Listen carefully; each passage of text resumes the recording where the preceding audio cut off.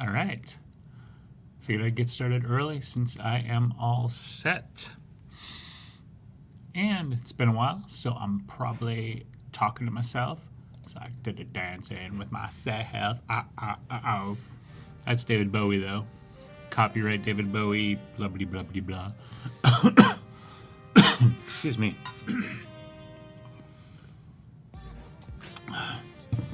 So, let's edit. Let's hang out. See what happens. All right. This is from October. This is a fun shoot. I've got to do some selecting here yet, so that's what I'm going to do first. I'm going to crank up the brightness on the screen since it's super bright in here and see if I can't decide. See, I liked some of these, so I wanted to edit one of these, but I'm not sure which one yet. I just love Angela's expression right there in that one. It's hilarious, but I wish I had gotten a lot more smoke on this than I have in this shot. This is my first time working with these big smoke bombs, so it was tricky. Hey, Edgar, how you doing? Hello, hello. Let me know if the music is too loud or not. See, this one I've got better smoke, and I was thinking of adding some additional smoke overlays to fill in the gaps over here on the right-hand side of the shot. So I think this one's a pretty good candidate, but I'm not 100% sure. I really like this one. I just wish I had framed it so that she was over to the right of the frame more. I love the way the cape's moving. I love the holding of the sword and everything. So I was considering a crop on this one, something like this. Yeah, that works a lot better. So I think I'll probably shoot it or edit it like this. Steve, hey buddy, how you doing? Glad to have you pop in. How's the sound, by the way, my audio? I changed my setup. You guys may not be able to, you can't see it really, but I actually completely changed the camera and mic positions and everything. So I haven't really had a chance to see how good my mic audio is. So if you just give me a quick update on that, I'd appreciate it. And I think I'm going to edit this one. I like this one too, and this one's framed. See, this one's framed better than that one was before I did the crop. Sounds fine, only 45 minutes left to work. Awesome. Partial day today, or did you go in like super early today, Steve? Hello, Andrew, how you doing? By the way, for anybody hanging out, of course, if it's not clear, questions of any kind are always welcome. Feel free to ask, and I will do my best to answer if I can. Otherwise, we're going to hang out, edit, chat, and just see where this goes. This one, too, like, I love... Angela is so expressive. It's hilarious. No, I'm 6:30 to 3, clean up around 2:45. Ah, gotcha. Okay. Gotcha. And it's... So what time is it at... What time is it for you in Michigan? You guys are an hour... You guys are an hour ahead? Is that right? So it would be... almost 2 o'clock. Yeah, 2 o'clock for you. Hello, Cochise. How you doing, Cochise Heart? Hello, hello.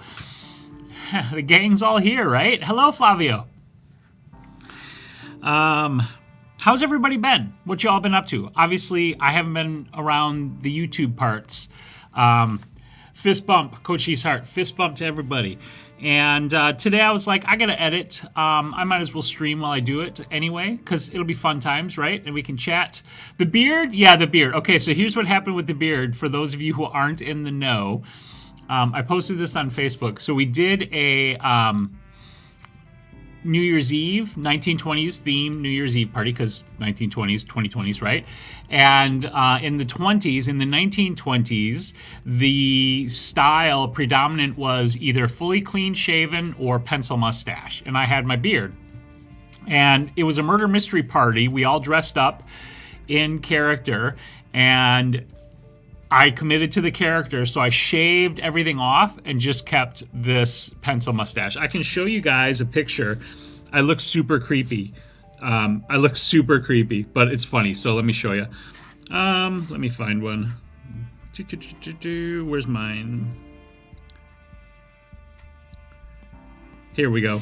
So this is what I looked like with just the mustache, which is super duper creepy, right? But again, that was the style in the 20s. Gotta commit to the character, so that's what I looked like. I know, right?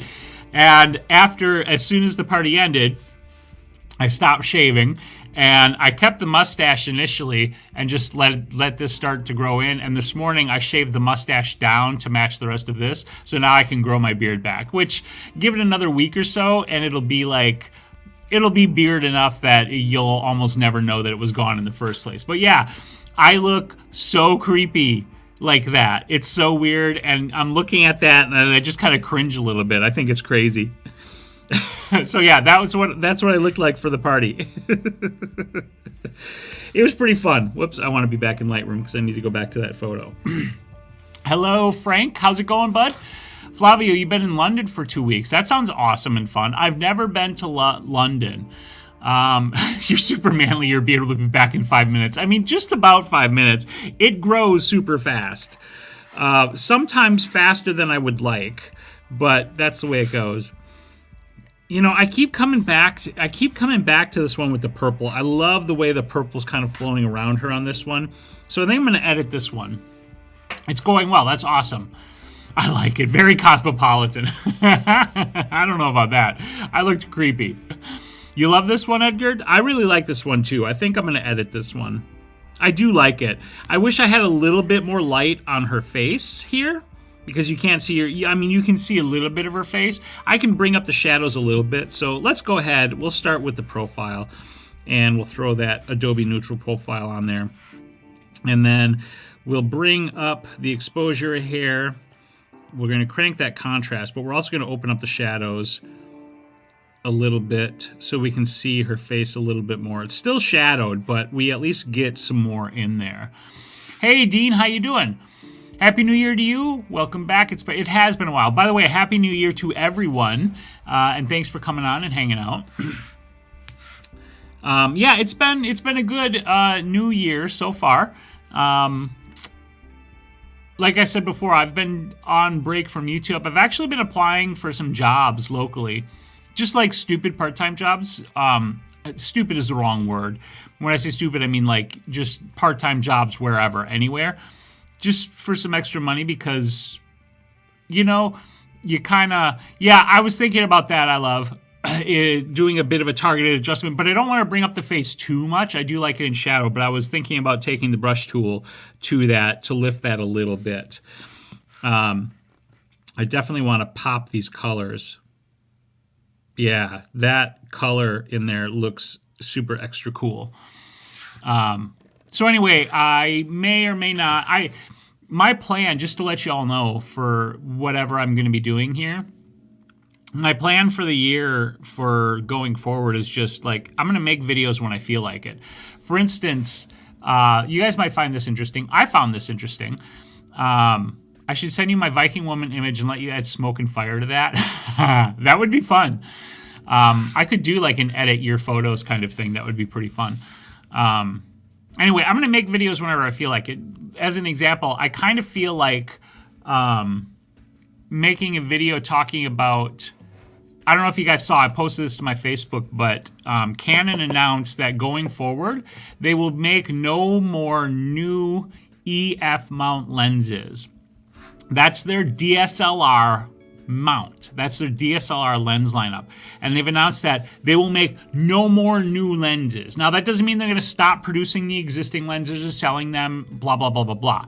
What it means is they're done investing in new lens tech for DSLRs. All of their new lenses will be for their mirrorless mounts. And if that's not a signal to the world that mirrorless is very clearly the future, I don't know what is. And when I say that, of course, that doesn't mean that DSLRs are dead. DSLRs are going to stick around. Canon actually just announced their 1D X Mark III or whatever the hell it is. But DSLRs are going to become the minority and mirrorless will become the majority. I should send you making a big change with my workflow, switching to Capture One and Affinity Photo. Awesome. Yeah, I've tried Capture One a couple of times. It doesn't work for me, but no hate on it, of course. Just doesn't work for my workflow. Clearly, on an iPad, it doesn't work at all. It's your thing. Do what you want to do. I can't tell you who to sock it to, though, right? I gotcha. Whether we like it or not, it is the future rather than risk embrace it. Exactly. So what kind of trouble was Lightroom giving you, Frank? Not that I don't think Lightroom gives trouble, because it definitely does. I'm not like super duper. I still have frustrations with Lightroom here on the iPad, to be perfectly honest with you. Definitely want to add some texture here, but I don't want to go crazy. Same with clarity. So what I need to do here quickly is I actually need to drop the brightness down and adjust my exposure based on that, because I have this cranked way the hell up. So give me just a moment here to do that. And I got to kind of shield it so that I can block some of this light coming from my lights here and get this exposure adjustment before I hop this over to Affinity. I don't think in this one I'm going to add smoke, so I don't know that I'm going to actually have to do a ton to this one in Affinity other than like basic retouch and stuff. I haven't tried, so I've messed around with Luminar for a little bit, and I think Luminar is great, but it doesn't make sense for me to use Luminar either, because for me, and again, this is just for me, because I do everything on the iPad, all of these legacy desktop applications don't make any sense for me, because I'm not sitting down at the desktop to edit. And that's no hate or shame towards any of them. I don't think they're bad. They're just not mobile. So for me, I keep an eye on them. I pay attention. Like, I think Luminar sky replacement tech is really cool, right? I think that's pretty cool. But you know, I can't use that on my iPad. If I needed to use it on the desktop and I felt I would use sky replacement a lot, I'd maybe invest in it and make it part of my workflow. But I don't shoot landscapes really, and I don't need sky replacement in that way really. So I'll see what happens in the future. And I keep an eye on all of these things, I guess, is the bottom line. Flavius is not sure wildlife photographers for National Geographic like to give a DSLR.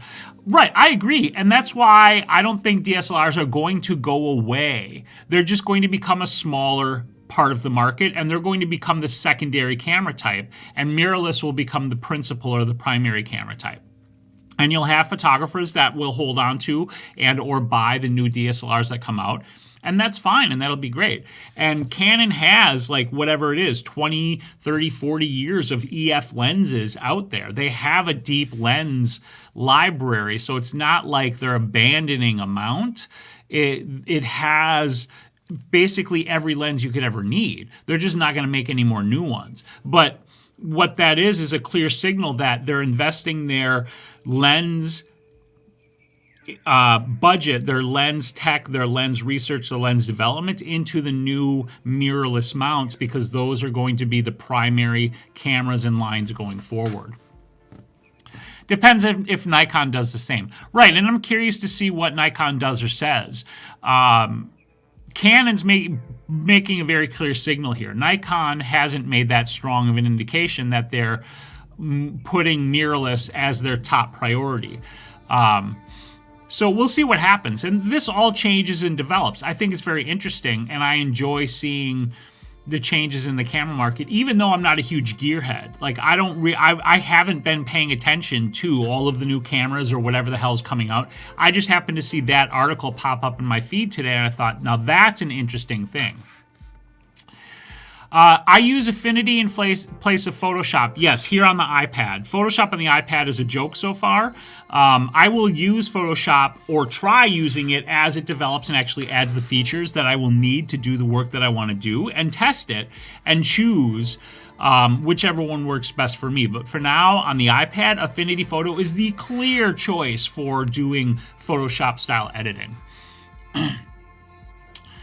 Not yet, but it's coming, or they will die just like back when film faded out. Right, but film's not gone entirely either, so that's exactly the point. And somebody said that if Luminar is still buggy, so be careful. That's absolutely true. You always have to be careful of newer software and the bugs. And that goes with existing software updates, too. Always be careful. Olympus, right. Canon mirrorless would be great if it had joystick and IS and more pics. That stuff will come. Instead of that stupid MF bar. Right. Any downsides to Affinity compared to Photoshop on the desktop? None that I have seen myself, but that also, take that with a little grain of salt, because I've not been using Affinity on the desktop much. I do all my Affinity work on the iPad. But that being said, I can do everything that I've wanted to do on the iPad to edit anything, from very complex edits to very simple edits. And the desktop has the same capabilities as the iPad app. So in my opinion, there's no downside to Affinity over Photoshop other than a lack of interoperability with things like Lightroom. And the fact that most of the software out there doesn't recognize Affinity's default format, the .af photo format, as an image file type they can handle. But to me, I don't think that's a big deal. And you can export PSD files or layered TIFF files from Affinity, save them that way. So it's not really that big of a downside. Hey Andrew, how's it going, bud? And an updated sensor, right? The only downside with Affinity is you cannot do frequency separation the same way you can in Photoshop. How do you mean that's a downside? I'm not sure I understand, because in Affinity, of course, they have the filter that just sets it up, whereas in Photoshop, you have to do everything step by step.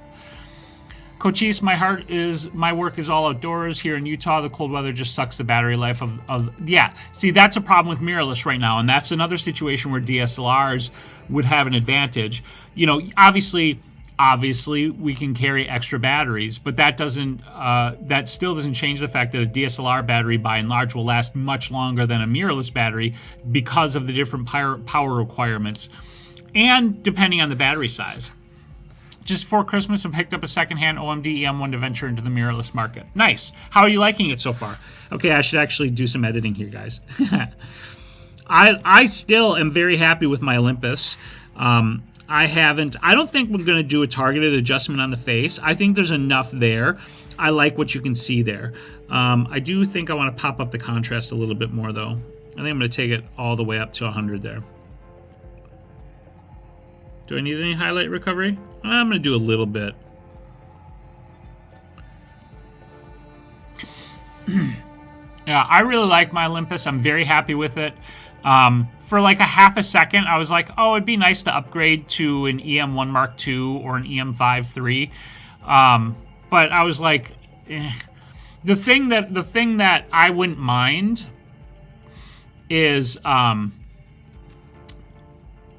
better focusing. My EM5 Mark II focuses great in the studio, but occasionally it's a little bit slow. It's a little bit whatever.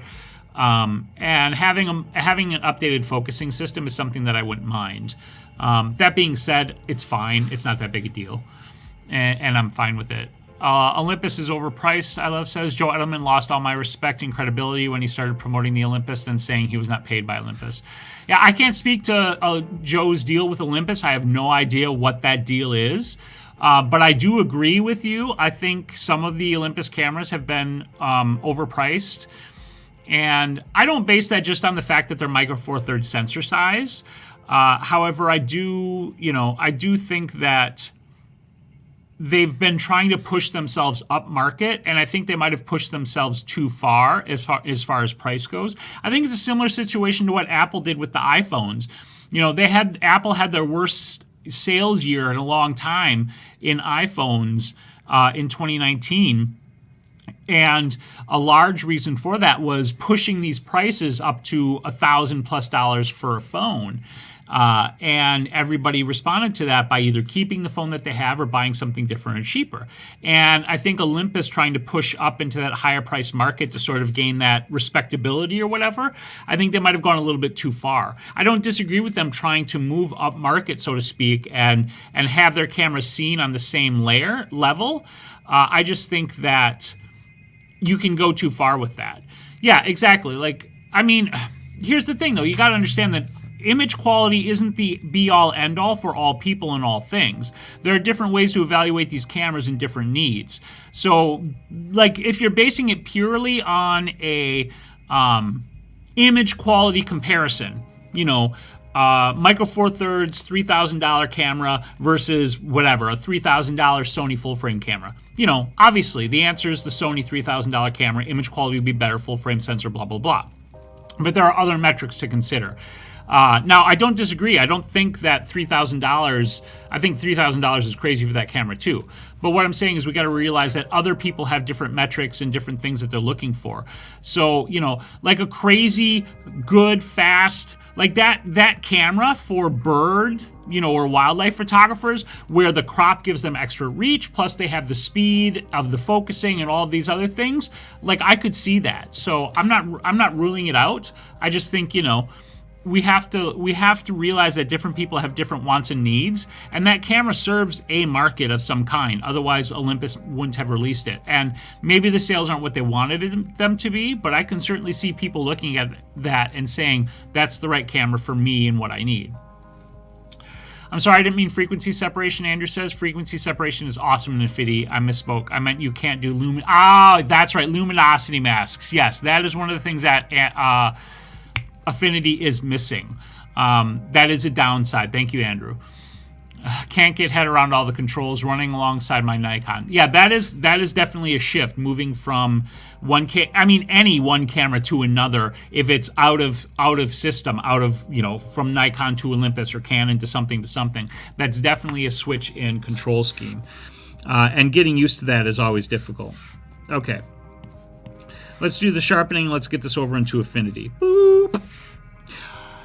If you haven't seen, I love the fact, even though it took them fucking forever, that you can now actually export high quality TIFFs. You can change your export options on Lightroom on the iPad. Thank freaking God. So this is my open in export settings. TIFF file, largest available dimension, 16-bit.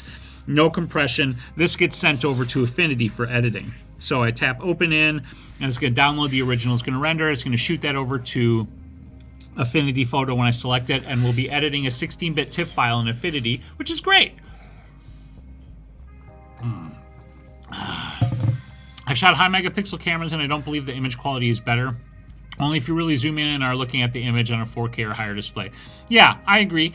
You know, I think chasing megapixels is foolish, unless you need those megapixels for whatever it is that you need them. Just like anything else, you know, it's evaluating your needs as a photographer and understanding what those are, and then using the gear that suits your needs. That's the key.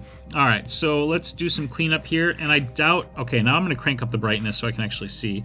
I doubt that I need to do very much cleanup, just a little bit up here on her hood, I think. Whoops, I got to change the current layer and below. And but the noise of Micro Four Thirds is horrible. I mean, that's, in my opinion, that is an opinion. And I'm not saying that your opinion is wrong. If you don't like the noise in Micro Four Thirds, that's cool. Like, don't buy it, don't use it. Micro Four Thirds isn't right for you. But other people have different thoughts and opinions on that. I've been very clear in the past that I think worrying about noise is overrated. And that's my personal opinion. I'm not bashing you for your evaluation of the noise. I have no problem with that noise on a Micro Four Thirds. I'm happy to shoot at 1632, 6400 on a Micro Four Thirds camera if I need to, and I'm fine with it. Like, I'll take that shot with any camera because I don't care, because I'd rather get the shot than not. So again, it comes down to evaluation. But by the same token, part of the reason I was happy with Micro Four Thirds is I shoot in studio with lights, with flash. And so 9 times out of 10, 99 times out of 100, honestly, I'm shooting at ISO 200 because I'm using flash, and it doesn't matter.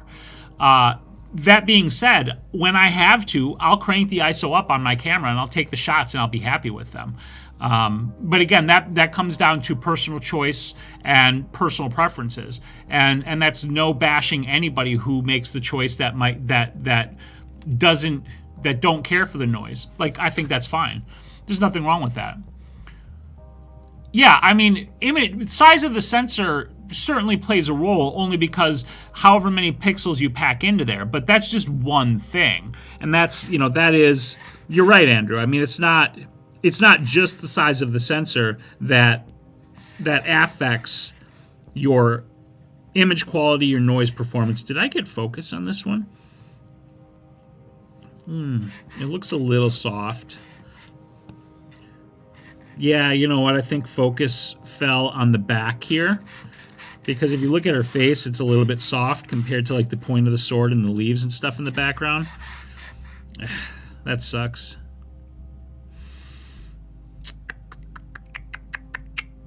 It's tough when you're trying to focus on, hey, Andrew, no need to apologize. No need to apologize. That's what the chat's for, so we can chat. God, I think I'm going to abandon this shot just because I missed focus on this one. Because I can see it, and I keep looking at the sharp area versus her face where we want the attention.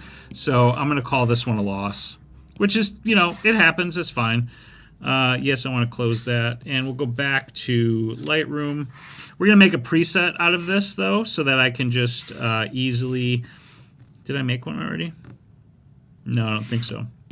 So I can edit the other one. So manage, whoops, done. We're going to create preset. And we're going to call this Horseman. We're going to call it Headless. There we go. Done. Check.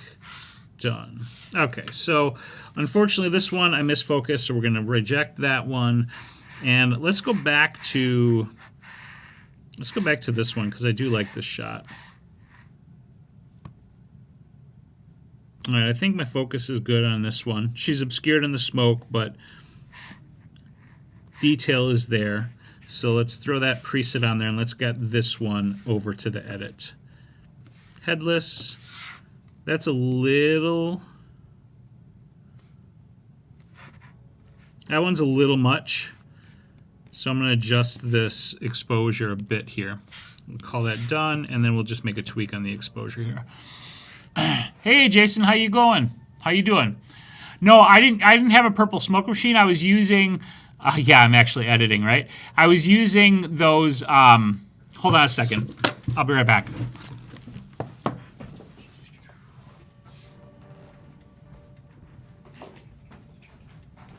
Smoke grenades. We had smoke grenades. These things right here. I don't need my headphones on because I'm just listening to myself. So this is what we use to make the purple smoke, purple and orange, and I have one left over, so I'm saving this for another photo shoot sometime. But yeah, that's how we got the smoke. Let's bring that exposure down. It's a little much.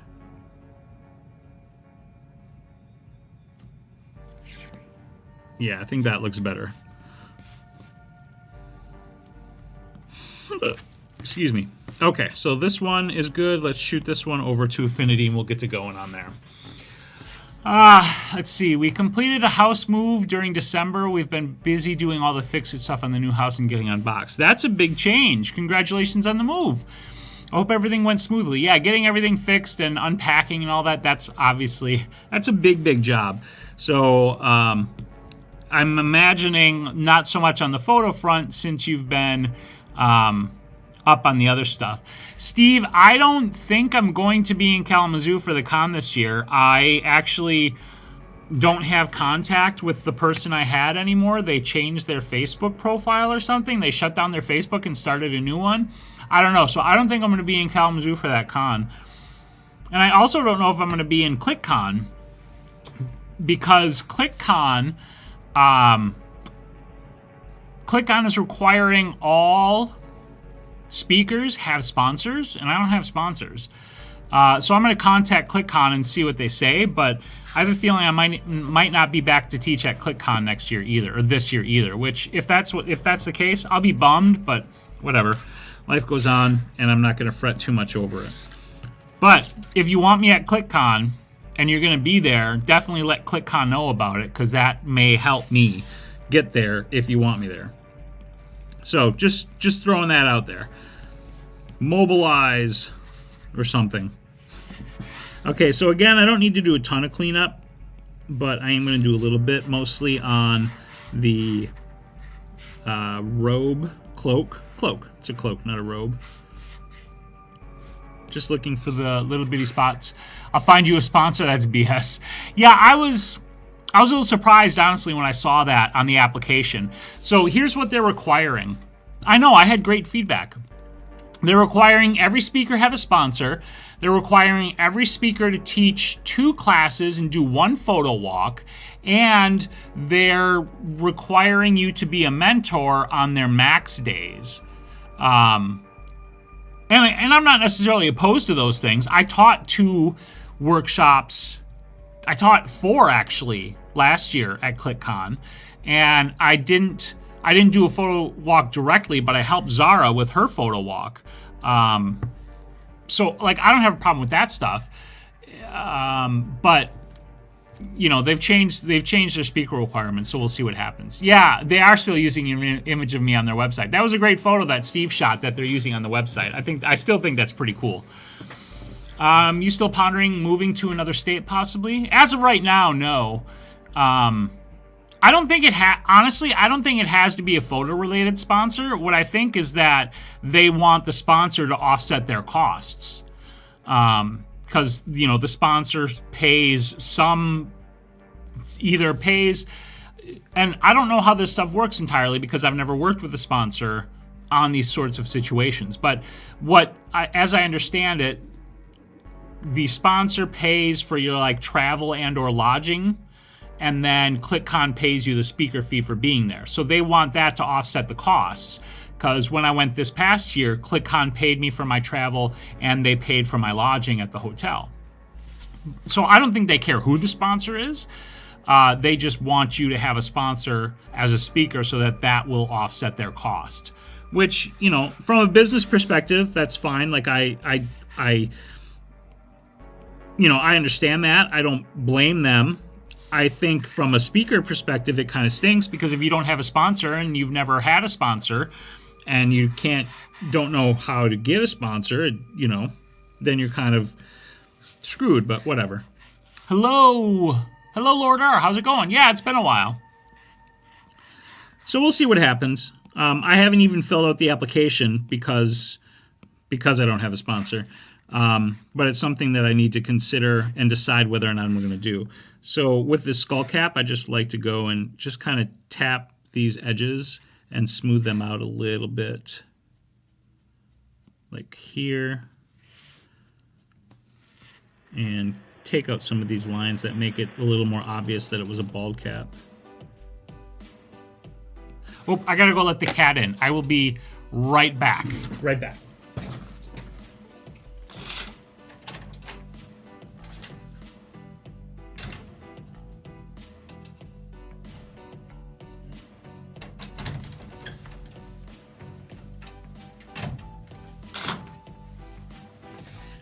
Yeah, Steve, I would love it if you helped me teach again. That was super fun. I really enjoyed that as well. And people seem to really enjoy that session as well. So we should definitely, if I'm there, we should definitely do that again.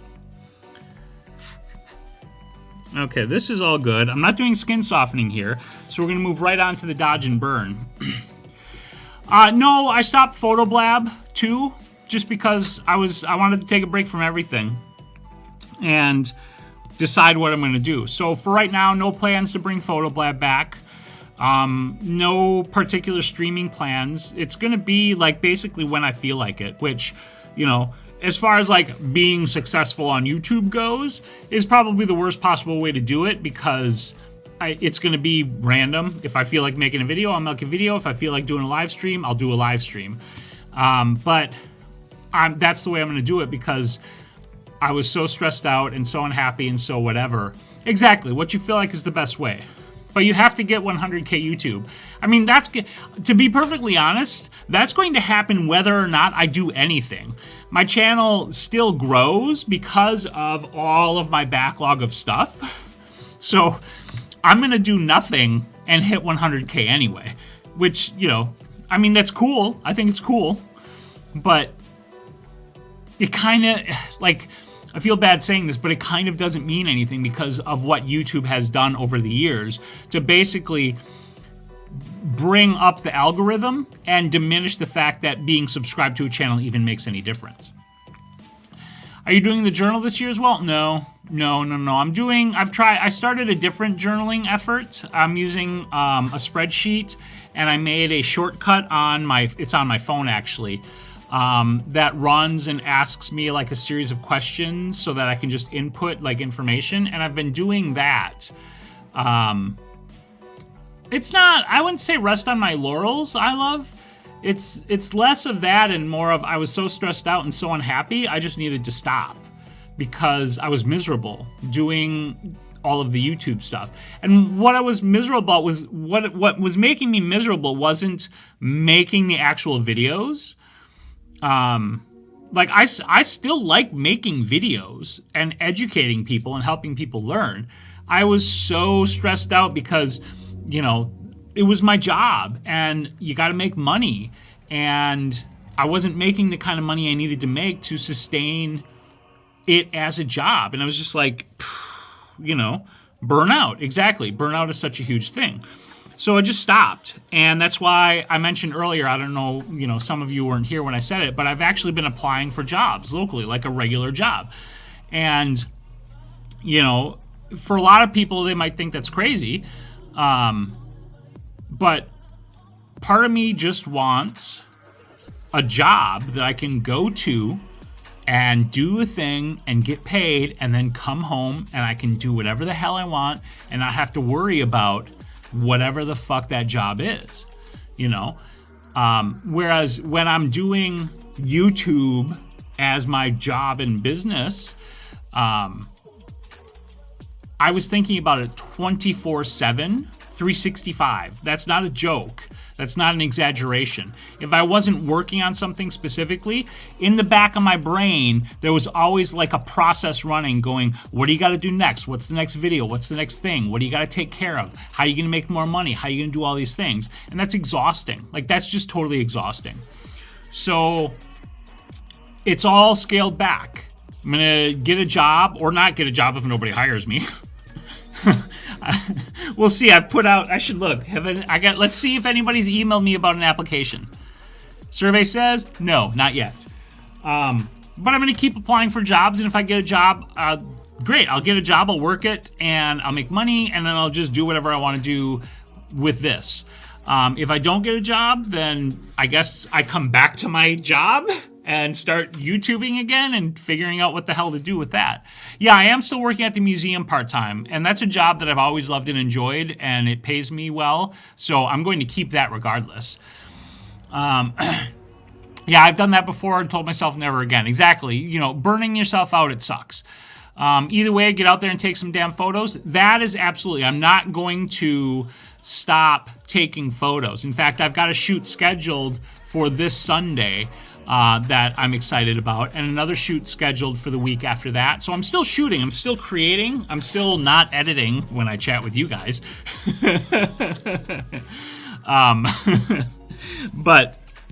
But as far as like YouTube and all of that associated with it, ugh. I think it's hard to disconnect when you have a studio in your home. I agree, Andrew. I agree. When your business is in your home, whatever that business is, it can be hard to disconnect from that. And that was definitely a part of the problem. I think I would have had less hard of a time disconnecting from it if it was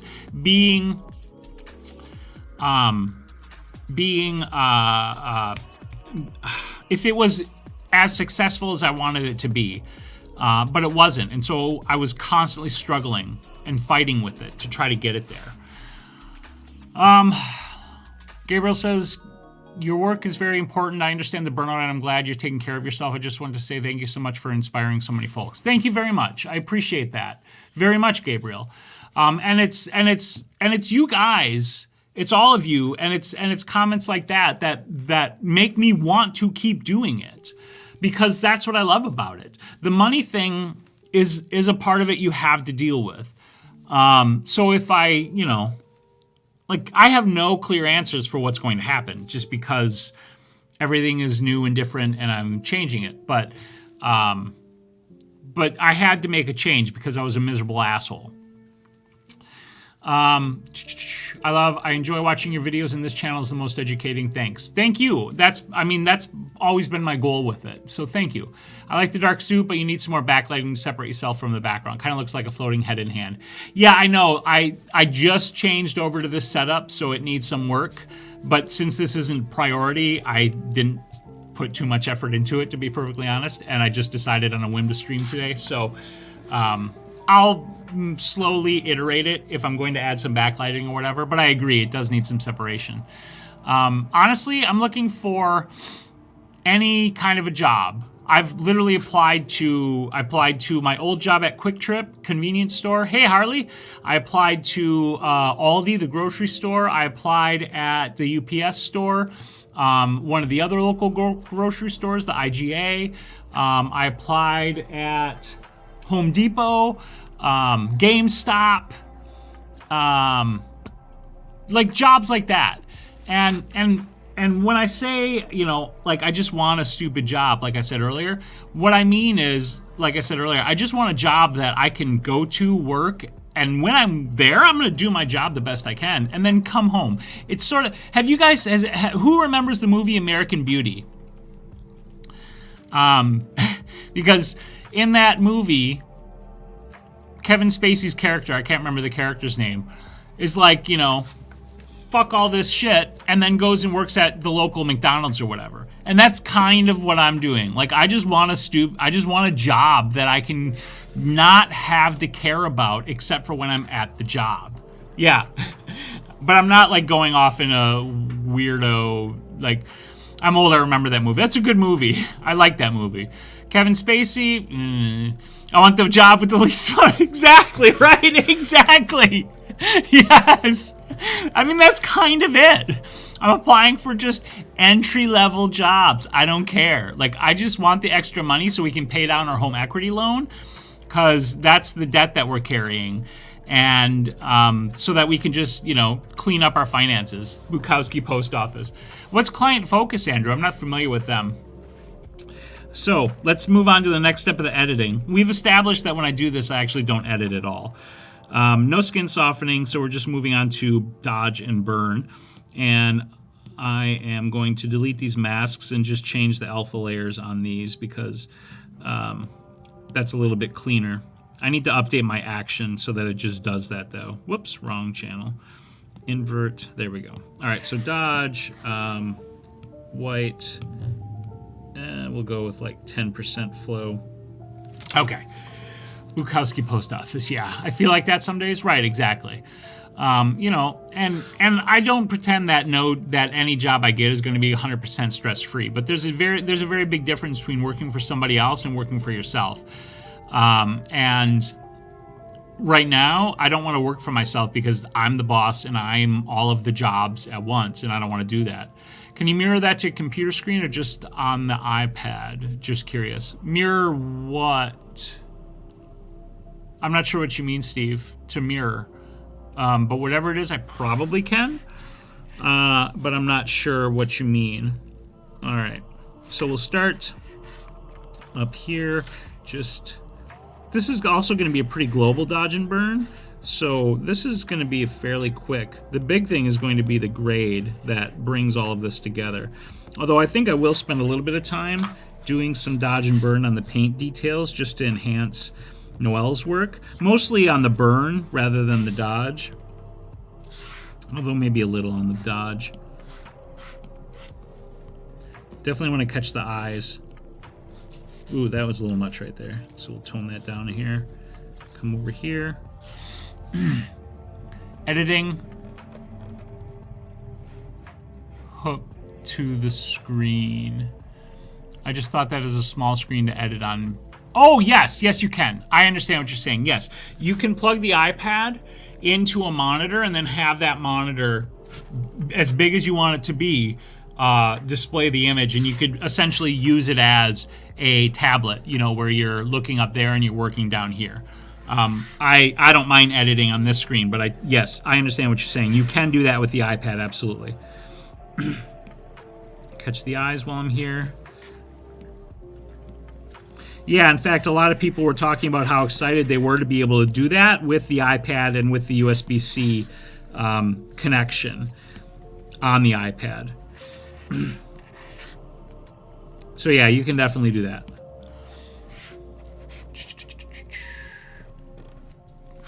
All right. Yeah, I don't mind the 13-inch screen for editing. For me, it's big enough. But I could see how it could be small for some people. But because you're working at this distance, I don't think it's too small versus working at a distance like up here. On the editing, are you planning to crop out the right-hand side or add smoke to the image to darken the area down? I'm going to add smoke to the image. Forewarning, you need 2015 or newer iMac to use Sidecar. Yeah, that Sidecar, I wasn't necessarily talking about Sidecar, though. I was just talking about literally just mirroring the screen onto another monitor. Like, you can just plug it in and have it run as a monitor. Sidecar is a different application. I can't remember exactly how Sidecar works. I'm just used to my two 34-inch ultra-wides now after 3 years. Anything smaller is really odd to me. I can see why you would want to stick with that. That's a pretty sweet setup. Yeah, we are definitely going to add smoke to this to darken down the other side. Dean, we're definitely doing that. So I have to find the right smoke. I'm going to have to add some color to that smoke. So that'll be a bit of an exploration here. I have smoke assets, so I don't think that'll be a huge issue. It's just going to be figuring out the right smoke to give it the right look. So let's brighten all this up. That detail is good. Just looking for subtle enhancements here, as usual, on the dodge and the burn. Oh, I didn't know you could do that. Yeah, you can just just straight plug it in and have it run, just like plugging it into a projector or anything like that. Like, you can just straight plug it into a monitor and have it just mirror the screen up there for you. You're still working with this as like the input device, but you can have that up here. Yeah, Mike, I know you like your setup too. I'm with you guys. I appreciate that. Oh, by the way, I was going to mention this too. Like, I know most of you probably won't care about this, but later on tonight, I'm probably going to be on Twitch. On Twitch, I'll be streaming Magic the Gathering gameplay on Magic Arena, which is also something that I've been wanting to do. And whoops, I don't want to be messing with the curve. Come on. I hate it when I do that. So let's go back to the paintbrush tool, because that should undo all of the shenanigans that I just did. Let me look at my spline. Oh, that's fudged. Okay, we need to clean this bad boy up, because that is a total disaster. I obviously wasn't paying any attention to what I was doing, so we'll do that. This one is the dodge. We'll bring it back to base and go back to the brush. And looks good. Okay, so let's go to the burn. Hello, Vinicio. Hello. Perfect curve, right? See, this is why I need to chat with other photogs more often. I always learn something. Right, exactly. Hello, Ty. How's it going? I understand MS adapter attached to my laptop that projects on my big screen TV works well for me. I use, yes, gotcha. Yeah, and that works really well. Like, I just have, I don't have it in here because I have an HDMI output to my... Hello, Sabam. Hello, Gabriel. Thank you very much for that super chat. That is very, very, very much appreciated and very welcome. Thank you so much. I genuinely appreciate that. Yeah, Sabam, hello, and welcome. So I just have this attached to an HDMI cable that ends in a USB-C, and this is running into the capture card on the computer so I can stream it, but that would just as soon go into a monitor and be just a monitor input. So that'll work just like that. Thank you, Ty. No promises, but I think I'm ready to start streaming more often. But again, no promises. It's going to be whenever I feel like it, however I feel like it, just because that's what I need to do for myself right now. I just want to say thank you so much for all the work you've done here on YouTube. I'm sorry my little tip is not that large. You do not have to apologize for that. Anything is an incredibly generous gift, and I appreciate that. Never apologize because you think what you have given is too small. Giving back in any way is very much appreciated. And every little bit helps in any way that it's done. So thank you very much for that. Your work has meant so much to me, and I hope you'll keep doing it. Thank you. I genuinely do want to keep doing it. So I'm not ruling anything out. Like, there's nothing definitive here other than that I definitely needed a break, and that break is going to last as long as I feel like it needs to last. however long that happens to be. Yeah, I am still interested in trying out the EOS R. I want to try a Canon and a Nikon mirrorless. I'd like to shoot with them and see. Because when I was at, it was at WPPI last year. No, it was at ClickCon. It was at ClickCon. Nikon had their, whichever one it was, I think it was both, their Z6 and Z7s on the show floor. And I picked one up, and I was like, damn, it felt good. Like, it felt good in my hands. And for a hot minute, I was like, I could shoot Nikon, right? Now, to be clear, I don't need to upgrade. I definitely don't need to be spending money when I'm not making as much money as I want to be making. But I was like, I could see that. And the EOS R, right? Like, I want to try it. And you guys know, like, I'm not a loyalist, you know, and the brands don't like that, which is maybe why I don't have any sponsors. But I think I like to evaluate all tools and use the best one. Benicio, I don't know if anyone is. I used to have a manual Yashica Electro G 35. I loved that camera. I don't know why I got rid of it. It was dumb of me to get rid of it. You're thinking of going back to your Nikon and selling your Sonys, Andrew? Ah, that's interesting, because I know that was a big deal for you to make that move over to Sony. And that's a big deal to be going back to saying the Sony's not working. Steve says, time to shut down here. Maybe I'll catch you later tonight. Have a good afternoon. Come visit. You can try my Nikons and convert. Steve, thanks for hanging out. And yeah, I definitely want to come over and visit you guys sometime. If it weren't for that stupid lake in between us, it would definitely be an easier, quicker visit. But we'll have to figure something out sometime. I tried my friend's EOS R and was impressed. That's very cool. Okay, I gotta sneeze. Pardon me. Oy. Wow. Okay. Have you played around the Fujis? They feel like the most like a film camera to me. All the exposure settings and physical controls. Yes, I have. And I had a couple of issues with Fuji back with the X-T1. I think, okay, I have to sneeze again. Sorry, guys. It went away. Okay. But I think they've remedied the issues that I had with them. But at this point, like, I'm in the Olympus system. Just like I'm not switching to Nikon, I have no need to switch over to Sony or Olympus, or whatever.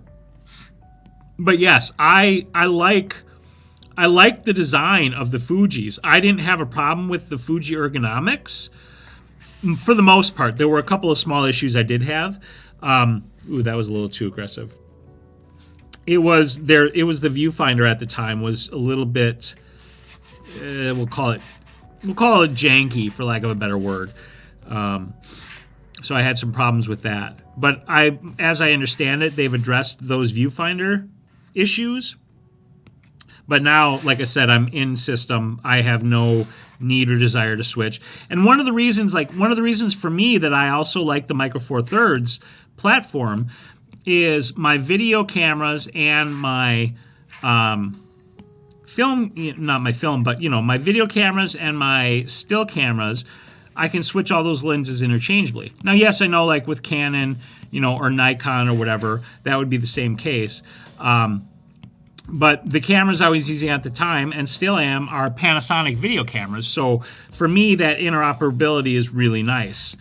And I can bounce between Canon and Olympus, or Nikon, Olympus and Panasonic. And now I need a Kleenex, guys. This is like so hot, right? How hot is that? I know you never left. I know you bought the Sonys and kept your Nikons, but you were using, like, the Sonys were meant to sort of become the primaries, right? I'll drive over, find a weekend where the kids are gone. Not that far, really. Yeah, that would be cool, Steve. That would be very cool. Gabriel says, have you entertained doing in-person, in real-life workshops with your fan base on YouTube and email list? I would really be interested in something like that. So yes, I have, and in fact, this Saturday I'm teaching a workshop. It's a small local workshop to my city. This isn't something I promoted to my email list or fan base, but yeah, I would be open to doing something like that. To teach, to have a weekend workshop where people come in and we do some kind of a photo and or lighting, creative portraits, whatever type of workshop. So I'd flip that around, Gabriel, and I'd ask, like, what kind of workshop or workshops would you want to see from me in real life? Because that would genuinely be helpful to me to figure out what I would try to do if I was going to do that. The Nikons are more consistent in studio in terms of color. I prefer the RAW files from Nikon better. Can't deny that Sony's autofocus is amazing, but I'm just not passionate about Sony. See, that's a thing that I had a problem with back when I messed around with the early Sony A7 series cameras. I didn't think they were bad cameras. I didn't like using them. And I've said this before, and that's no hate on them. I think they're good cameras. I just don't like using them. Didn't like using them. I need to give them a try again, honestly, because over the years I know they've advanced. But anecdotal data like your experience, Andrew, indicates to me that I'll probably still not enjoy or like using them. But that's anecdotal. I actually need to give it a shot. Shooting to Sony almost feels like I'm using the technical side of the brain and not the artistic side. I can't explain why. Right. See, that's the thing. That's exactly the problem I had earlier. Yeah, the early viewfinders had some lag issues. My buddy has a GFX, and I really like it. Of course, I don't have the money to switch like that. Yeah, the GFX in that medium format, that would be pretty sweet. That's what she said. It felt good in my hands. That's good, I love. Okay, guys, I gotta go get a Kleenex. I will be right back. Give me a minute. Oh, my God. This stupid rug always folds up when I try to stand up.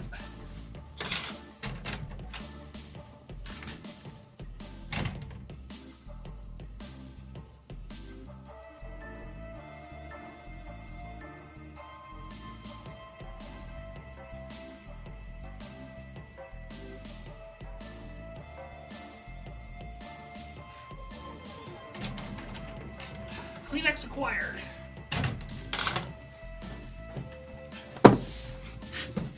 Okay, now I don't feel like there's snot running down my face like those kids. Like when a kid just like has a snot explosion. Hey, DJ Triple V, how's it going, bud? How are you doing? All right, I gotta catch up. Let's see, I purchased a smaller everyday camera, the Panasonic LX100 II, and it is really good. All the physical controls available and a big enough sensor. Can easily recommend. That's awesome. I'll have to take a look at that one. Although I've been trying to use my phone as my sort of everyday camera more because, I've always been impressed with the camera advances on phones. Not just iPhones, Google, Android stuff too. I happen to use iPhones. But I just never really used them. So that's a thing that I want to do. Mike says, Steve, swing by and pick me up when you go. That would be fun. That would be super fun. One of the reasons I did not like Sony was because of the menu system. I prefer Nikon's menu system much more. Sony's menu system is a nightmare. Yes, I've heard that, and I've seen that. Olympus's menu system is not great either, but I can deal with it because once I have everything set, I never need to go into the menu system, but it's not amazing. I think, in my opinion, Canon has always had one of the best menu systems, although theirs have gotten worse over the years as they've ballooned. So that's bad. Canon is working a lot in very intuitive menus on their latest cameras. That's good to hear, and that's what, like I just said, they've always had probably the best menu system. Andrew says, I gotta say the Z6 and 7 are amazing cameras. If they come out with a model with dual card slots and slightly better autofocus, I'll sell my Sonys and invest in Nikon again. Honestly tempted by the new D780. I was wondering if that would tempt you, Andrew. I was wondering. Okay, I should look at where I am on this dodge and burn here, right, gang? Okay, see what happened there? I accidentally tapped the layer, so I switched. I gotta make sure I don't do that. Okay, I think this detail is good. I just want to hit here a little bit more. So yeah, the gear grind is something that I've never been super into. You guys know that. And honestly, like, I actually just went into my feed reader. I use Feedly for my RSS reader. And I used to use it just to keep up on the photography news and stuff. And I looked at it the other day and I was like, oh my God, it's just nothing but new cameras and new this and new that and new lenses and new blah, blah, blah. And I was like, I just don't even care. So I just deleted all the feeds. If I want to see what's going on, you know, I can look on Twitter, or I can just go over to whatever, Petapixel or whatever website, and take a scroll through their articles. But I feel like I'm not missing much because it's just all gear talk. And you guys know me, you know, I've never been a big gearhead, so I don't find that super engaging as far as reading material goes. Hey, Mark MC, how's it going? Nice to see you on, but I have to go out now, unfortunately. But I left a like and got to say hi. Have a good one. Thank you for hopping in for the moment, Mark MC. I'm glad you were able to pop in and say hi. The problem I have with the D780, Andrew says, is that it came too late. I wouldn't want to keep my 750s if I got the 780s, and right now it's a complete rip-off to trade in a 750. Ah, see? Right. And that's a consideration. Peter, buddy, how you been? Frank says, I was interested in the 780, but I'm not a fan of the mirror flipping up. I'm worried it will break. Also, I like my viewfinder too much. Yeah, thank goodness the beard is coming back, right? Yeah, I don't know any of the mechanics. I don't really know anything. I know nothing about the D780 except that it exists. So I don't know anything about that mirror flip up situation you're talking about. But moving parts are prone to breaking, right? So that in and of itself is enough to know that there's a possibility of, you know, problems there, particularly with Nikon's sort of trend of releasing a camera and having a problem with it and then having to fix that problem for the last, like, what, 10 years now? Okay, I see. So it's a D750 with a mirror flip, so you can do Z6, yeah. Which is, you know, that's fine. Okay, so dodge and burn taken care of here.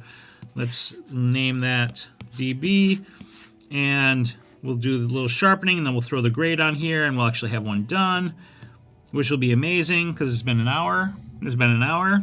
I got one done. That's good news. Eyes, there we go.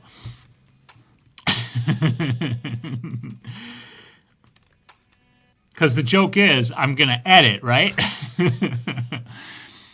Loved your video on Classic and CC, trying to decide if I want to upgrade to 1 terabyte cloud space. Anders, for me, it was a no-brainer. I did upgrade to the 1 terabyte cloud space because I'm going to use it. And again, when you consider everything you get with that, it's really a no-brainer. Although I'll say this, I've stopped using Classic entirely. I only use Classic to access my older photos that are in the Classic catalog. Everything else is in Lightroom CC, and that's all I use. And I actually turned sync off for Lightroom Classic because I'm not using it anymore and I don't need it. And I'm not super thrilled about sort of being locked into Adobe's file catalog, not catalog, but folder structure. But it is done by date, which isn't the worst thing in the world, even though it's not my preferred. And I'll be perfectly honest, I'm actively looking for an alternative. On1 is supposed to be coming out with a mobile product, On1 Photo Raw, that is mobile, that has sync and everything. And I can't wait to try that, because if it gives me what I want, I'll be leaving Adobe entirely. And to be clear, like, I'm not somebody who's hating on Adobe. I don't think Adobe is flawless. Clearly, they've got shit tons of problems with the stuff that they've been releasing. But for me, I think this On1 Photo Raw, fingers crossed, it gives me the solution I want, which is sync control and mobile RAW that I'm happy with, and organizing and culling that I'm happy with. Watched that video about 15 times. Nice. Maybe if I had a nice iPad, I'd switch, but not doing CC. I mean, you can get away with a base iPad. It doesn't have to be like, you know, a super fancy good iPad. Okay, we got to look at some assets here because we got to add some smoke. So let's go to iCloud, let's go to assets, and let's look for some smoke. Raw Exchange. And I'm pretty sure I got smoke here. Fog can work like smoke. But this is going to be a pain in the butt because we got to do this. All right, let me brightness this up. This is the one. This is a downside to a cloud setup like this. Hey, Jeff, how's it going? Moved all of my post-production to iPad Pro, Lightroom, and Affinity. Yeah, I love that. I love the setup. There are problems with it. It is not perfect like anything else, but I love that setup. I have children. I have no tech that doesn't get used by the spawn. Ah, see, that's an issue. I totally understand that. Wait, On1 is coming out with a syncing solution? Andrew, yes. They announced it, I don't know, maybe October-ish or something of last year. The beta is supposed to start this year. I signed up for the beta. I'm hoping, fingers crossed, I get into the beta. If I do, as much as I can talk about it, because they usually have non-disclosure agreements or whatever, I will. And share what I've learned about it. And if I'm on the beta, Andrew, you'll be welcome to come over and check it out, like in person, because, you know, obviously they can't stop me from doing that. But yeah, I'm really, really, really hoping that it is what I want it to be. Because if it is, then I will happily leave Lightroom and Adobe. And it's not because I have a problem paying the Adobe monthly fee. Like, I don't have a problem paying for something that gives me that kind of value. It's just that there are things about it that I'm not happy with. And if I can get an alternative solution that makes me happy, well, then I'm going to take that solution. You know, I think I have an idea of something that I might want to do. I have to see how much space this stuff takes up, though, first. I need smoke that moves and looks the right way for this. Gabriel Kraft said, your videos on editing on the iPad help me do professional work. I've just started shooting fashion and sports photography, all edited with iPad Pro 2018. Gabriel, that is awesome. That is super fantastic. And thank you for sharing that. I think that's great. And I would love to see some of your work, Gabriel, if you have some of it available to see somewhere. That would be fantastic. Let me pop this back out because it just went away on me. There we go.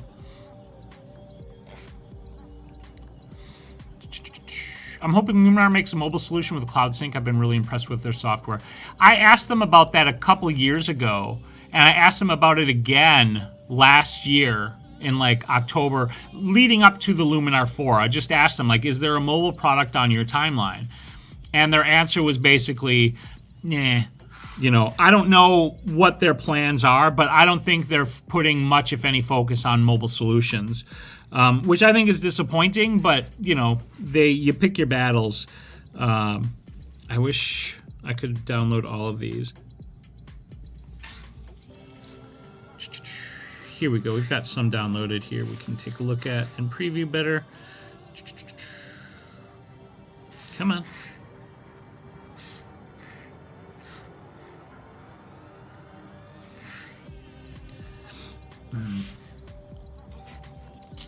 I also purchased the 1 terabyte TC. Yeah, it's, again, you know, for the value you're getting, I think it's great. Let's try this ground. I think this Ground Fog 21 might be a good one.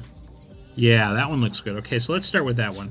So we're going to go place from cloud, and what I was thinking is I might, but I don't know how much stuff. Let's do an info check real quick. It's not telling me how much data is in there, but I might throw this on my iPad's local storage so I don't have to go through this download crap and to preview stuff. But let's go to assets. Which one was that again? It was Ground Fog 21. Assets. Whoops, that's the wrong spot. Okay, go to assets, raw exchange, fog. And let's grab 21, and we'll start with that one and see if that works for us. Let's start a discussion on Photoshop for iPad. Yes, Raw Exchange closed down, which was a total bummer. Total bummer. Anders, I started photography more serious now at 41, and I used your videos to learn. I really appreciate all the work you put into the videos. Thank you, Anders. Thank you very much. I appreciate that, and I'm very happy that my videos were helpful to you and helped you learn and accomplish what you wanted to accomplish with your photography. That's wonderful. All right, so we have to do some color and other work on this, but for right now, let's just get this We'll go with screen on here and see if it'll work. Screen isn't working. Overlay is definitely not going to work. All right, so screen, but let's mess around. Let's drop, let's throw a curve on there so we can clip it here. And let's see what we can do. Needs to be a little bit more present. So something like that. That looks terrible right now.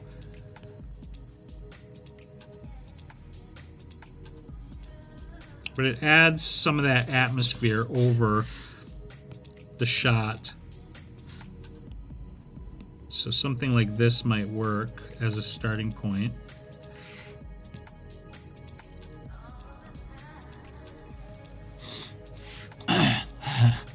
Photoshop for iPad. It's a dumpster fire right now is basically what it boils down to. Do I like it with or without the curve? All right, so let's start by throwing a mask on there and just brushing out all of the stuff we don't want. So dark, turn it up. We're gonna just brush away like so. Some more on the sky up here, and I think we'll be okay. And then we'll have to add a color adjustment to it. So what we're gonna need to do is like, probably just, where is, there it is, HSL is what I was looking for. So HSL, again, clip to this, and we want to go orange.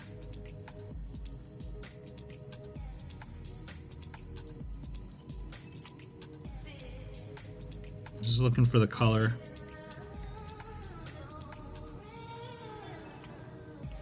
That's the closest right there. That's the whole thing, though.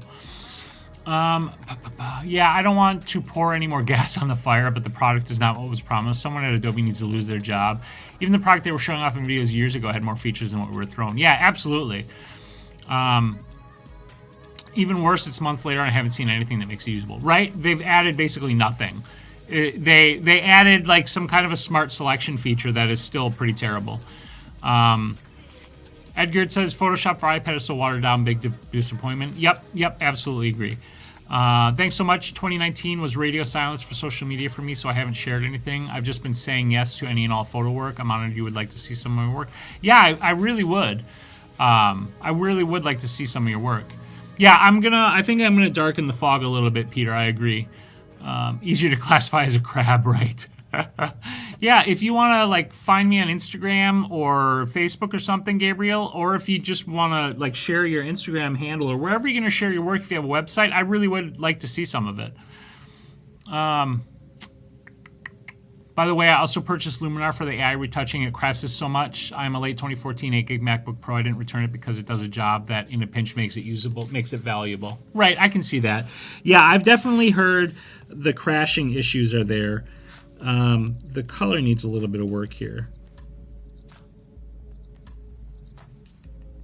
So that gives the fog a little bit more there.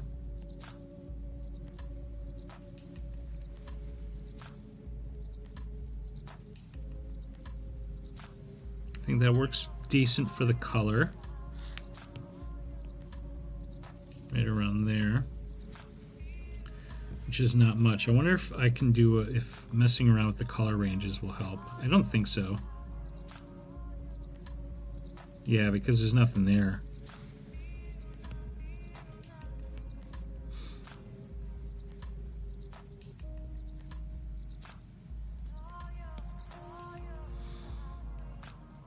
Oh, there we're getting some of that color in there. Crank up that saturation some. But that's a little bit too much, so first let's try to get the hue better.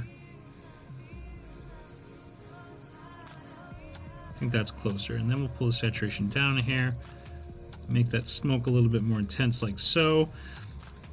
I think that looks okay. We're going to come back to the mask and work on it. By the way, I also purchased Oh, yeah. Yep. Okay. So brush, black, and we're going to definitely, like, this has all got to go. And I think, like, that right there. So that's not bad. I think I might drop the opacity on this a hair. Something like that. And then a little bit more up here. Although I'd like smoke that's a little bit more like crunchy, for lack of a better word. Gabriel, I've used it and it had 0 crashes so far. I've heard that from a lot of people too. My understanding is that Luminar is inconsistently buggy. So some people have no problem whatsoever, but then other people just like crash. So there's obviously issues there that Skylum needs to work out as far as the reliability of the software goes across platforms and across systems.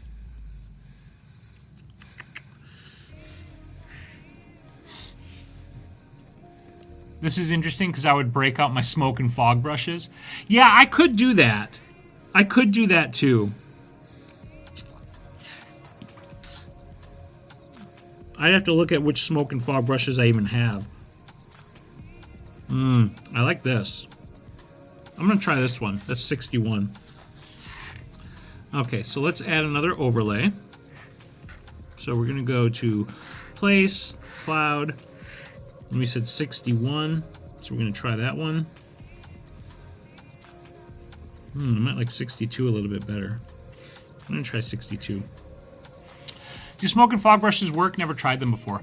They can. In fact, so let me get this in here. I'm thinking like, whoops, I didn't want to do that. But something like this-ish. Let's change that blending mode to screen. And then what I'm going to do is just duplicate those layers, those clipped layers, and attach them.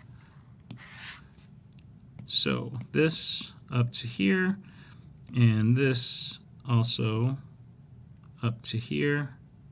That's looking fucking terrible.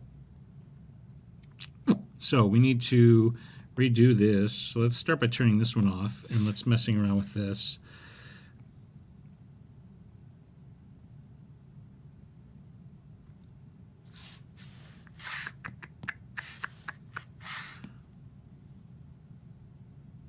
Just adding a little bit of atmosphere up there. Not much.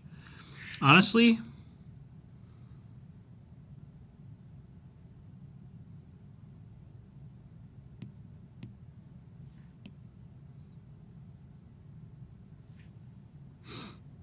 I just had a thought. So I'm going to try something here. I'm actually going to just delete this. You know what I think part of it is, though? I think these are interacting with each other. If you get decent quality brushes, yeah, it depends on the job, true. Anders, I have an empty Instagram account for my real photography photos. It's kind of daunting to post something that's not family-related photos. Yeah, it can, but if you just throw it out there, the worst thing that's going to happen is nobody's going to like it. And that means nothing. It just means that people didn't see it. You know, Instagram, like, don't sweat yourself over Instagram. Honestly, it's just not worth the stress or the trouble. All right, so let's go to the brushes and let's just throw some smoke brush in there and play around a little bit with that and see if that would add. So let's try something like this. We're gonna throw this on its own layer. So we're gonna leave that there for now. We're gonna go pixel layer there, and we're gonna grab this sort of color in that area and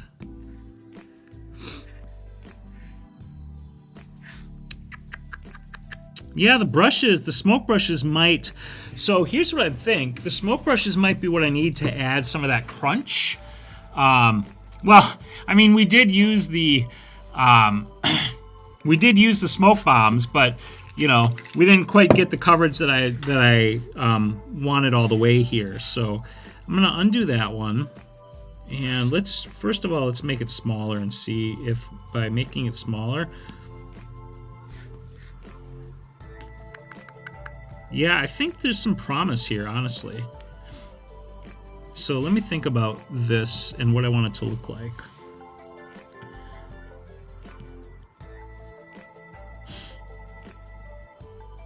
So I'm just looking at my different brushes here and trying to decide.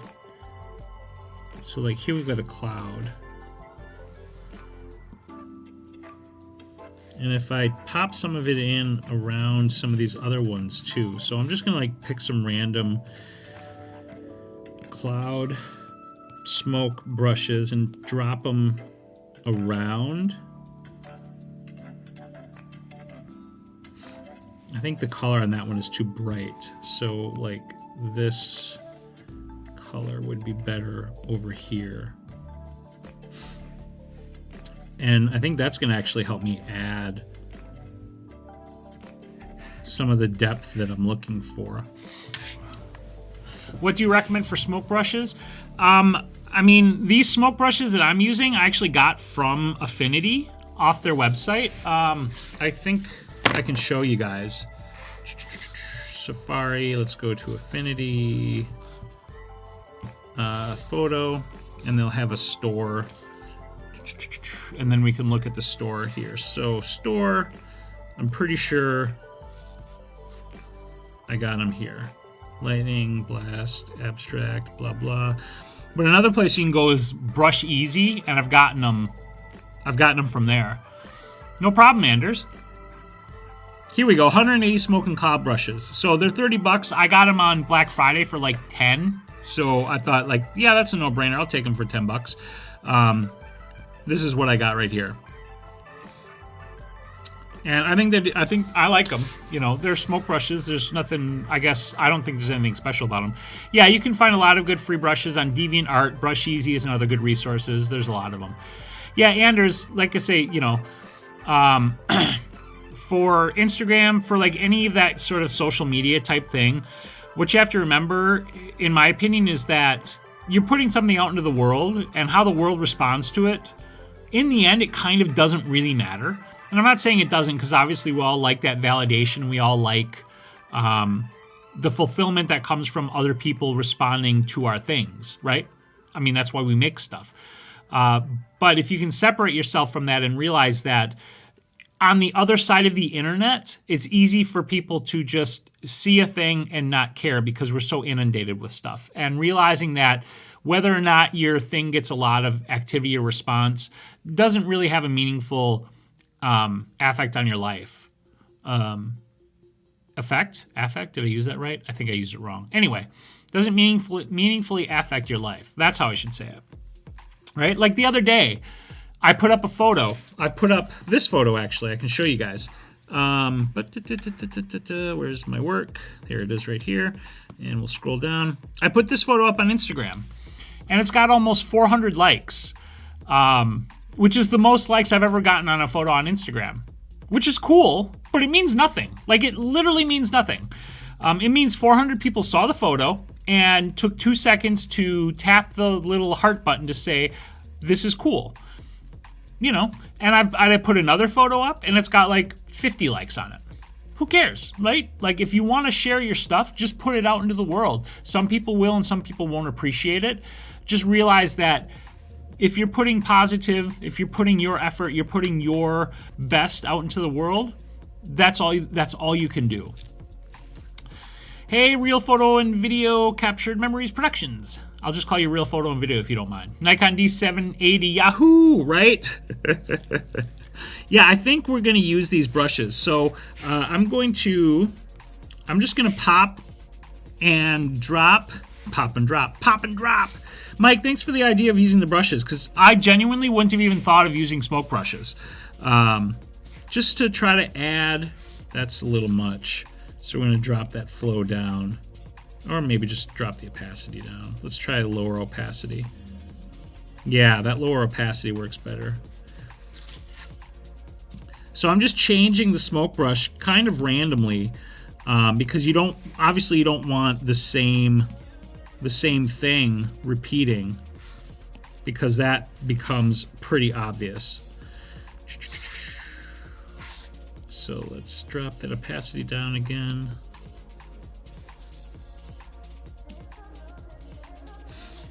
And what I could do, so what I can do here is let's go into the dynamics. I don't think I want to use that though. Let's go back. Okay, so let's pick one of the other smoke clouds. Let's see which one we want to use. Do we like this one?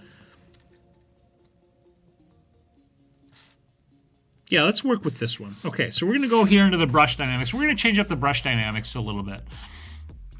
The bill is in the mail. Advice is free, but not mine. Gotcha. All right, so we're going to change some stuff up. We're going to go size. We're going to change that to random, and then we're going to change scatter, also random, 400. Yeah, let's do that.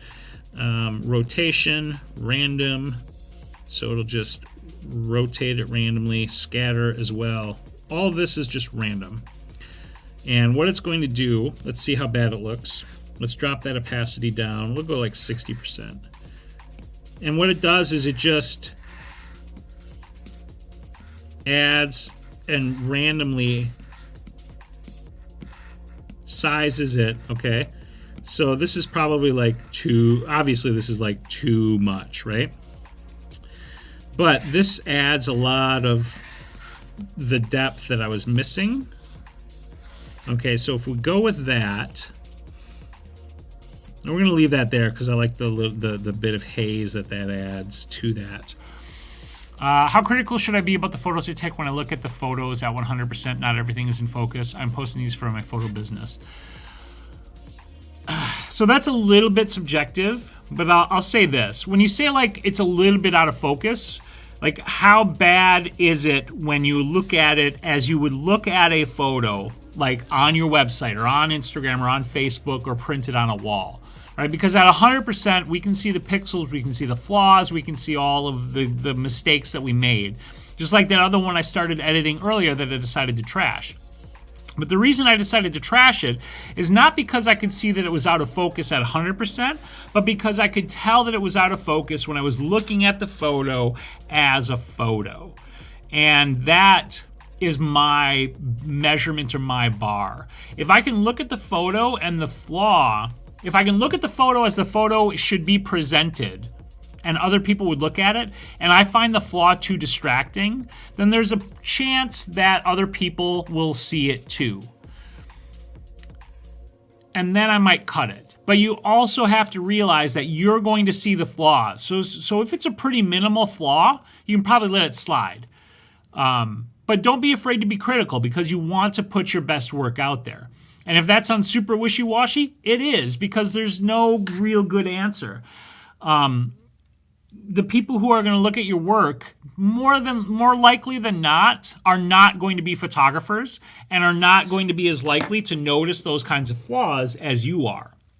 And that's why I say you should try to evaluate it from the point of view and not at 100%. Because if at 100%, if at normal presentation view, it's not very noticeable, then the potential clients are probably not going to notice it at all, and it's probably fine, especially if it's a really strong photo aside from that small flaw. If it's not a great photo, and it's also out of focus as an example, well then, obviously you should just bin it anyway. Printing, I'm not sure, but other views were fine. Yeah, then I would say it's fine. Keep it, use it, it's fine. Adobe Lightroom Classic and CC. What features are missing on CC that Classic has?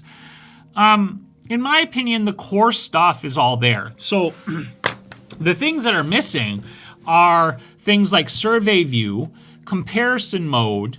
Those are two of the big things that are missing. And then like the map and the book module and all that bullshit that nobody cares about. That's all missing, but who cares? Those are kind of the main things that are missing. And the color labels. I really wish that Lightroom CC had color labels. I really wish it had color labels. Okay, so this is too much smoke. So what we're going to do is we're going to... Before we do that, we're actually going to... No, we are... Okay, so we're going to drop the opacity down. So like here... 57-ish, 860. That's pretty good right there. And we're going to toss a mask on there. And with a lower flow, we're going to go back to a cancel. I want to save this brush preset first of all. So brush. Which brush are we on?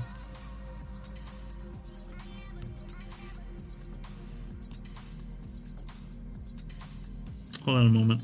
My brain is... Let me turn all these off for a second so that I can see what is our brush giving us.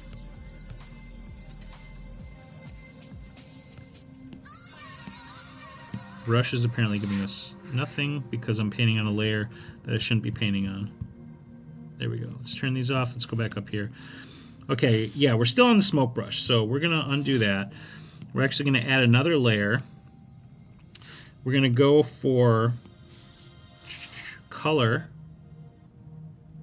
around here, but we also want to go back into the dynamics, and we want to vary the hue none, but let's vary the saturation a little bit. So we'll go like 20% variation on the saturation. And that should hopefully give us a little bit difference in the color of the smoke. That's what I'm hoping for. So let's give this a try.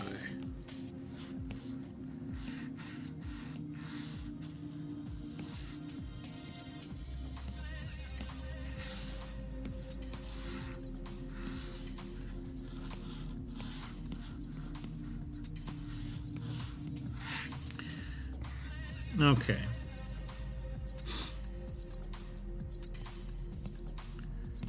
Yeah, I think I'm digging that. We're going to drop the opacity on that as well. Like so. And then, instead of the mask on the one, we're just going to group these two together. And we're going to mask the group, because that'll be easier to work with. Okay. Emotion of the photo makes a difference too if it has high impact to technical issues or less of an issue. That is absolutely right, Harley. That is absolutely right. Instagram, where a great shot can get 50 likes, but some chick is in a thong from a cell phone gets 1K. Yep. Yeah, that's Instagram in a nutshell. Instagram in a nutshell. Okay. So with this mask, we're going to first save this brush preset. So we want to save. Saved as new brush. Okay, that's done. I wish I'd let you name these brushes. Oh well, that's fine. And then we're just going to go back to basic brushes, round brush, no hardness, low flow, and let's start cleaning up. Whoops, we need black on this mask. Around Angela, so it's not so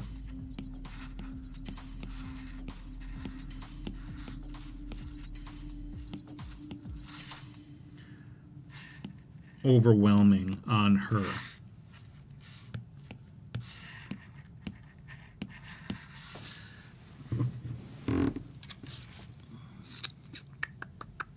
That's looking better.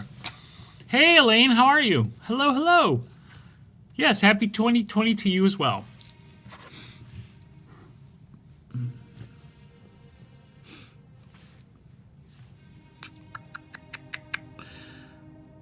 I think I need like tighter, thicker smoke.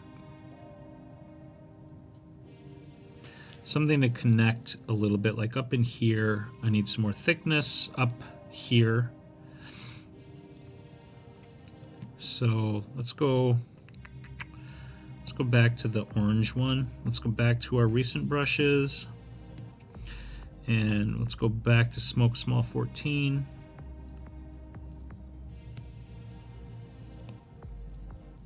Okay, that is the one. And let's pick our color. Let's go up in here again. And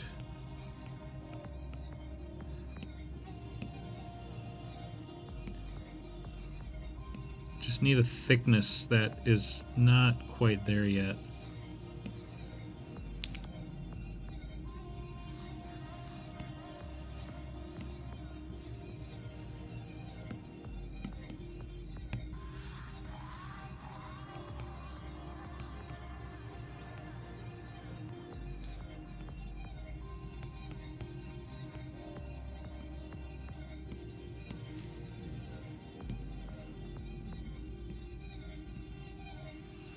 Let's go here. And let's just go with white.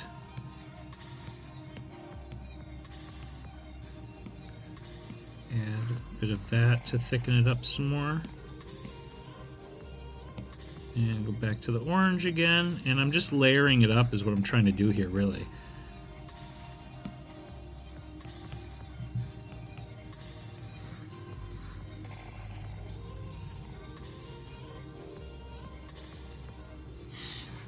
Andrew Herman, can you imagine trying to go back to using a Wacom? No.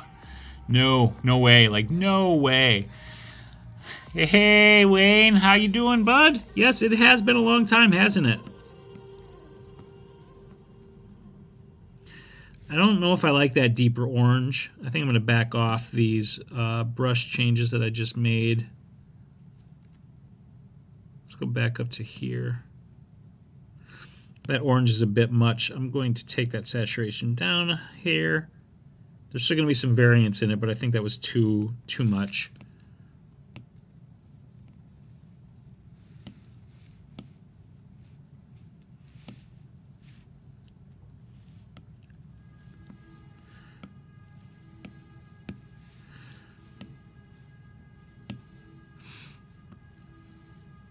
Yeah, I'm digging this so far. I'm going to go back to the mask and back to the round brush and just do a little bit more sort of cleaning up.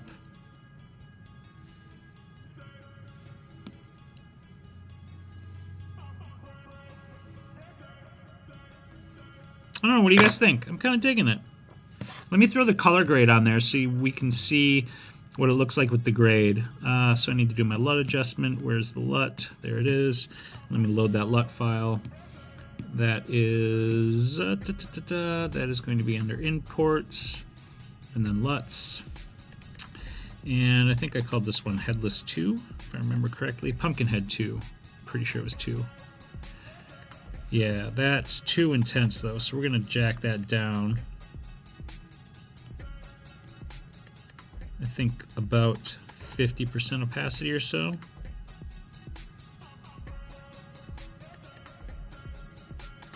What do you guys think? Holy smokes, Anders, thank you very, very much. Thank you. I appreciate that very much. I will have that cup of coffee. I'm very happy to be able to help and to give my advice and to be able to share. Thank you.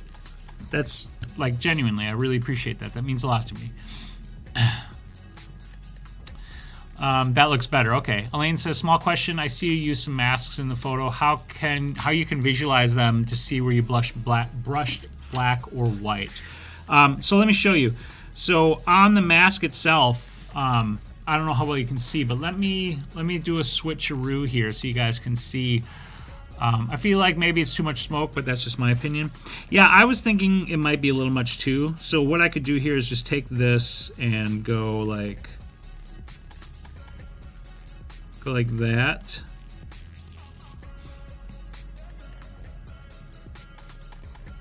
Maybe take that one down a little bit too. How's that? I think that works better. I think toning the smoke down definitely helps.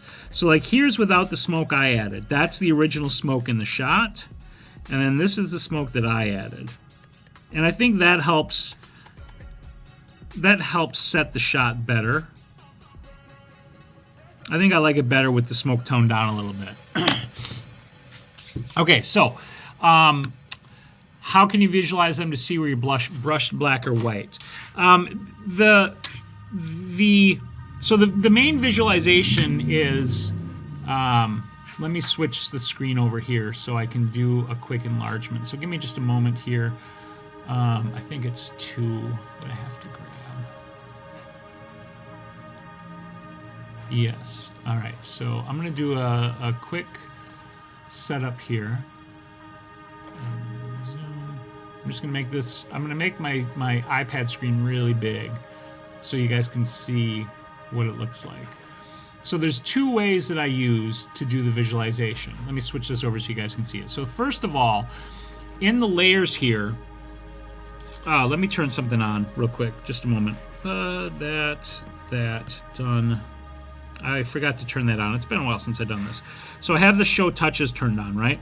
So if you look here at this actual mask layer that I have selected, you can see, like it with the smoke turned down, you can see sort of the rough shape of the mask painting that I've done, which represents where it is painted in the image. And you can also see in the group itself, the mask sort of shows you the mask results. You see in the center how it's kind of blacked out, right? So now if we look at the image itself, I'm going to switch back here so you guys can see the full screen, and I'll zoom in on the image. Now, if we just turn the mask, what I'll do a lot of times is I'll turn the mask off and on and just see where it's popping in and where it isn't, and see if there are any areas that I missed in whatever I happen to be masking, to mask in or out. And using those two tools, that's how I visualize where the mask is and what the effect is that it's having on the image. So yeah, I think I like it toned down a lot more. Whoops, my mask is off. There we go. But I'm definitely glad. I definitely think the smoke needed to be added on the other side. And even some of it over on the main side too, because it does help bring it all together. So I'm pretty happy with that. All right. I am going to save this. So the first thing I do is I do a save a copy. I'm not going to save it with the history. I need to rename this, though, because I had lost these images. I actually had to do an image recovery, which was terrible. So what are we going to call this? I don't even know what to call it. We'll call it, because I have some rando naming scheme that I was using, which is not rando at all, but it was rando. So we'll go B983L81. I just need something random. It doesn't even really matter what it is. And we're going to copy that because I want to save that. I'll just take a picture of it because it's not letting me copy. Okay, workaround in Photoshop you can visualize, I think, at least the PC version of the iPad. That sucks for the moment, like you said. Yeah. Okay. All right, Cochise Heart, you got a split. Thank you so much for popping on and hanging out. Definitely see you next time. I appreciate it. And have a great one. All right, so this is going to save my AF photo, the layers, the whole image, everything, once it generates the file itself, which I save on here. We're going to go up here. We're going to go to iCloud Drive. I save it into Affinity Originals, and this is Angela, and I save that. And then I do this export, and I have this action that I run, and it's going to save it in a couple of different ways. So we're going to do this, share. I do this export and save shortcut, and it imports it into Lightroom, and this is not a new model, so it asks me who, and this is actually, I think I called it Pumpkinhead. Yep, Pumpkinhead, so we're going to save that there, and it's going to generate copies of this and prepare it to be sent off. And then once this is finished, I think I'll probably call this a stream for the day. I'm not going just yet, but while I wait for this to go, I didn't see if Gabriel. I don't use a model release form app, Gabriel. Sorry, I didn't see that question earlier. Like, I probably should use a model release, but the people that I'm working with, we're collaborating, and I'm not using these images like commercially or whatever. If I did, I would get the model release. So, like, technically, I'm probably, you know, not doing what a real photographer should do or whatever, but we're collaborating when we work together. We're working to create art as we look at it, rather than, you know, doing like a client job for a particular use. And so I've never been that worried about model releases under the circumstances that I work.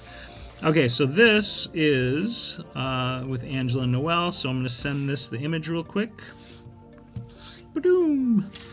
and let them know that the files are ready. And send that along. Just delete that little bit, and then I'm going to take that out of my preset message. All right, that is done. I can cancel this because it's all saved where I need it to be. And bada bing, bada boom. It's going pretty good, Elaine. Haven't been doing photo labs with Mark. No, I stopped. I explained this earlier, so I don't want to go too in depth, but basically taking a break from everything for as long as I feel necessary, doing whatever. And I just felt like streaming today, so I figured I'd hop on and stream and hang out with you guys. But being as I just finally finished a photo and it is 2:40, yeah, I got a photo done, right? I think I'm going to call this a stream. So I want to say thank you guys for hanging out with me. I very much appreciate it. And, you know, keep an eye out on my channel or whatever. I'll announce if I'm going to stream again before I stream, but I'll just do it whenever I feel like it. So thank you guys so much for hanging out with me. I really appreciate it. Thank you very much, Anders, and to Gabriel, I believe it was, for those super chats. That was incredibly generous of you both, and I very much appreciate that. You guys are great, all of you. I will catch you next time. Bye. I gotta find my stop button.